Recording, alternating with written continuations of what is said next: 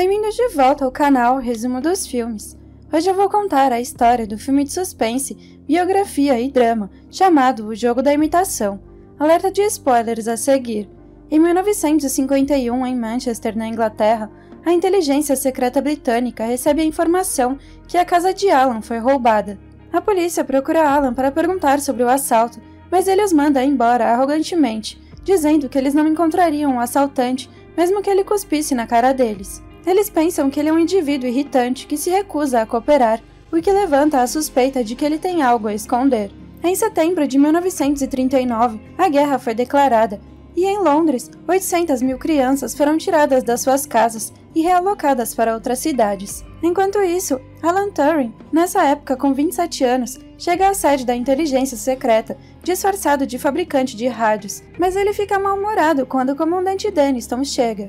Quando Denniston vê o seu currículo, ele pensa que Alan é um gênio porque ele publicou artigos científicos aos 23 anos de idade. Mas Alan não se considera um prodígio e se compara a Newton e Einstein, que tinham conseguido muito mais quando tinham a sua idade. Quando Denniston lhe pergunta por que ele quer trabalhar para o governo britânico, embora não fale alemão, um dos requisitos para o trabalho, já que eles têm que decodificar as comunicações alemãs, e ele é um dos melhores matemáticos do mundo. Alan responde que ele considera os códigos alemães como quebra-cabeças e diz que habilidades linguísticas não são necessárias. Quando Denniston ordena que a sua secretária o acompanhe, Alan diz Enigma, mostrando que ele está ciente do programa ultra-secreto para o qual ele está sendo considerado. O Enigma é o maior dispositivo de criptografia e os alemães o usam para todas as grandes encriptações. Resolver o Enigma acabaria com a guerra. Alan adora enigmas, e o Enigma é o mais difícil que existe. Todos acreditam que o Enigma é inquebrável, mas Alan diz que eles só saberão isso com certeza depois de lhe darem uma chance. Em seguida, Alan se junta a outros 5 membros do programa Enigma. Eles têm uma verdadeira máquina do Enigma contrabandeada de Berlim, mas precisam de um ajuste específico na máquina para decodificar as mensagens. Os alemães mudam as configurações da máquina toda noite, exatamente à meia-noite. Toda manhã, às 6 horas, os britânicos interceptam a primeira transmissão e têm 18 horas para decifrar o código, antes dele ser mudado novamente. Hugh, o capitão da sua unidade, calcula que existem 159 sextilhões de possibilidades todos os dias. Alan está relutante em operar com uma equipe, dizendo que o resto só vai atrasá-lo, mas o chefe do serviço secreto, Stewart, os informa que 4 homens morreram nos últimos minutos por causa do código não quebrado e os instrui a começar. Alan narra que é fácil obter mensagens alemãs, mas é impossível decodificá-las. O Enigma tem tantas configurações que se 10 pessoas tentassem uma configuração a cada minuto, levaria 20 milhões de anos para tentar todas as combinações possíveis, sugerindo que esta tarefa é destinada a uma máquina. A tripulação quer fazer uma pausa para o almoço, mas quando perguntam a Alan, ele os ignora. Ele acha que isso é uma falta de comprometimento. Depois que eles saem, ele continua o seu trabalho em uma máquina que poderia decodificar o Enigma. Em 1951, Robert Nock, o detetive do assalto à casa de Alan, descobre que vários dados particulares de Alan são públicos. Ele desconfia e não consegue entender por que um professor de matemática teria seus registros públicos. Em 1939, Alan reclama com Denniston que o seu capitão de equipe, Hugh, recusou seu pedido de financiamento para as peças necessárias ao desenvolvimento da sua máquina. Denniston lhe diz que seus colegas de trabalho não gostam dele e que ele deveria reclamar com outra pessoa, sugerindo que eles despeça e use o dinheiro para sua máquina. Ele afirma que só precisa de 100 mil libras e que só as máquinas podem superar as máquinas, mas o seu pedido é negado. Alan pergunta sobre o oficial superior de Denniston e fica sabendo que Winston Churchill está no comando. Então ele escreve uma carta para Churchill e pede a Stuart que a entregue. Mais tarde, Denniston informa a toda a equipe que Alan foi colocado no comando por ordem de Churchill. A primeira coisa que Alan faz é despedir 2 de seus colegas de equipe por serem terríveis quebradores de códigos e linguistas medíocres. Em seguida, Alan decide fazer palavras cruzadas para serem resolvidas em menos de 10 minutos. Uma busca nacional por novos talentos é publicada no jornal. Aqueles que conseguirem resolver o quebra-cabeça são convidados a fazer um teste adicional. Stuart pergunta a Alan se isso é impossível, e ele diz que não, pois levou 8 minutos para resolvê-lo. Uma mulher, Joan, levanta a mão. Ela resolveu o quebra-cabeças em 5 minutos e 46 segundos, impressionando Alan e Stuart. Ela e outra pessoa são contratadas para o cargo. Alguns meses depois, a máquina de Alan é montada quando as peças finalmente chegam, mas quando Joan não aparece, ele fica preocupado. Então ele vai até a casa dela e tenta convencer os seus pais que ela é essencial para o seu trabalho. Joan tem uma conversa com Alan e argumenta que, de acordo com seus pais, é indecente trabalhar e viver entre os homens. Ela lhe pergunta por que ele está tão empenhado em ajudá-la e ele responde: às vezes são as próprias pessoas que ninguém espera nada, que fazem as coisas que ninguém pode imaginar. Em 1951, o detetive Nock informa ao superintendente Smith que os arquivos militares confidenciais de Alan estão vazios. Eles foram queimados e adulterados, então eles acreditam que ele é um sabotador soviético. De volta a 1940, Joan vem à instalação militar disfarçada de funcionário. Alan narra que os britânicos estão morrendo de fome.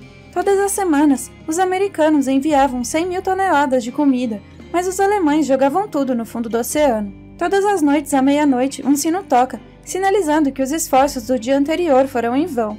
Hugh, que está frustrado, visita Alan, que está trabalhando em sua máquina. Hugh está furioso. Ele pega uma chave inglesa e tenta destruir a máquina, mas os outros o detêm. Peter diz que o seu irmão e primos estão lutando na guerra, mas eles não podem fazer nada porque Alan está obcecado com a máquina. Mas Alan está realmente convencido de que a máquina vai funcionar. Mais tarde, Alan recupera uma pilha de mensagens do Enigma em sua mesa e as coloca em seu bolso. Ele consegue evitar a revista pelo pessoal do posto de controle e se dirige à casa de Joan, subindo pela janela dela. Então ele apresenta as mensagens do Enigma criptografadas, enviadas pelo alto comando nazista, uma das quais começa com Heil Hitler e termina com a previsão do tempo. Joan e Alan discutem a ideia de um computador digital. Quando Alan retoma o escritório no dia seguinte, ele descobre a polícia vasculhando a sua escrivaninha, enquanto os outros funcionários só observam. Denniston explica que é um espião entre eles e mostra a Alan um telegrama que foi interceptado a caminho de Moscou e está criptografado com uma frase-chave. Eles suspeitam de Alan porque ele é arrogante e solitário e não tem amigos ou relacionamentos românticos. Denniston afirma que ele não precisa demiti-lo, porque se ele for descoberto pode ser enforcado por traição. Em seguida, Joan se aproxima de Alan, que está trabalhando na máquina, e se oferece para levá-lo para tomar uma cerveja e animá-lo.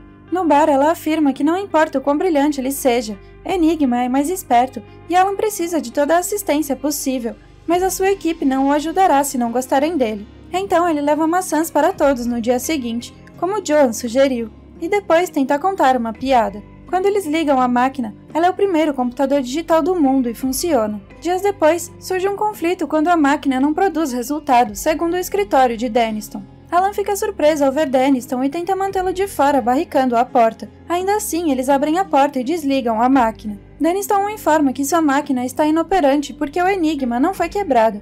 Alan continua defendendo sua máquina, mas ela ainda não decodificou uma única transmissão alemã. Hugh para Denniston e diz que se ele despedir Alan, eles teriam que ser demitidos também, pois acreditam que a sua máquina pode funcionar. Denniston concorda em lhe dar mais um mês para resolver o enigma, ou eles serão todos demitidos. No bar, Hugh diz a Alan que decodificou a mensagem criptografada para os soviéticos, e ele sabe que Alan não é o espião, porque não teria criptografado sua mensagem com um simples versículo bíblico. Em 1951, o detetive Nock é informado que eles encontraram os assaltantes de Alan.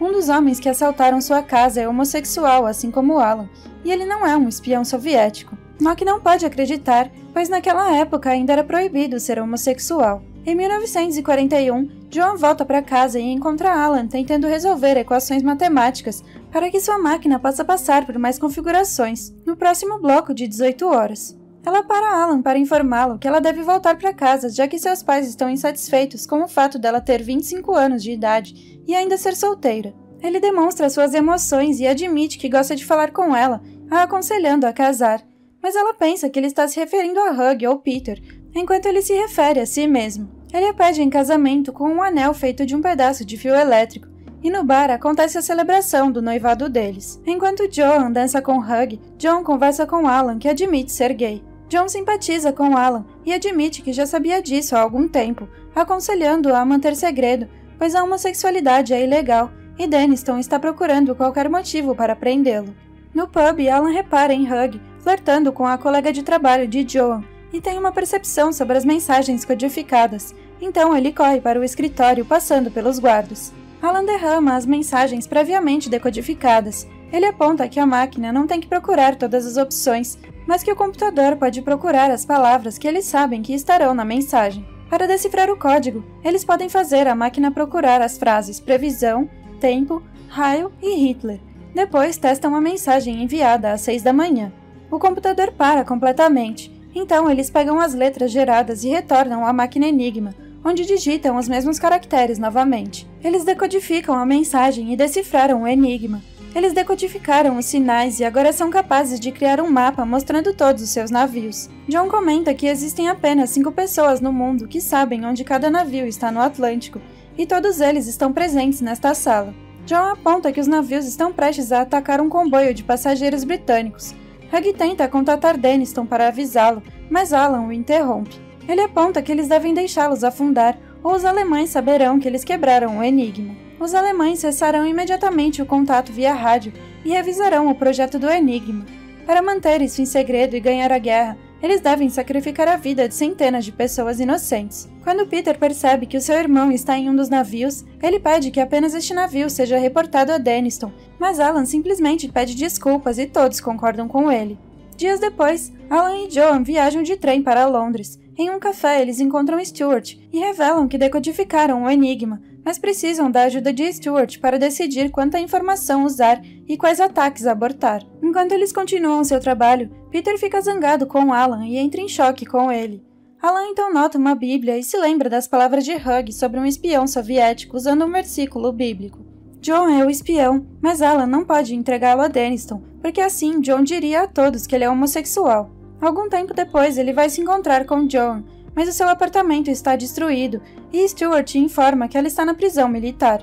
É quando Alan revela que John é o espião, mas ele sempre soube, colocou John no escritório e alimentou os soviéticos com informações falsas. Ele pede a Alan que o ajude com a espionagem. Acontece que ele mentiu sobre Joan, ela está no mercado.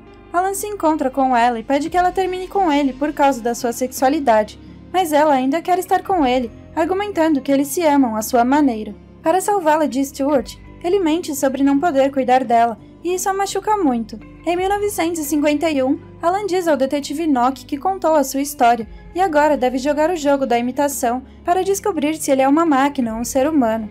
Ele se pergunta em voz alta: sou um herói de guerra? Sou um criminoso? Alan informa Nock que não pode julgá-lo.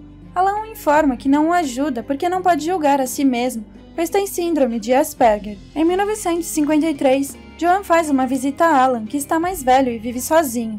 Alan está nervoso e lhe diz que o juiz lhe ofereceu a opção de 2 anos de prisão ou 2 anos de terapia hormonal semanal para ajudá-lo a superar as suas tendências homossexuais. Joan pede para Alan fazer um quebra-cabeças, mas ele não consegue por causa do tratamento que está afetando o seu cérebro. Joan fica revoltada e diz que estava em um trem naquela manhã, passando por uma cidade que não existiria se Alan não estivesse lá. Ela comprou um bilhete de um homem que certamente estaria morto se não fosse por Alan. Ela agradece por ele não ter nascido com uma personalidade típica. Ela diz: o mundo é um lugar tremendamente melhor precisamente porque você não é normal.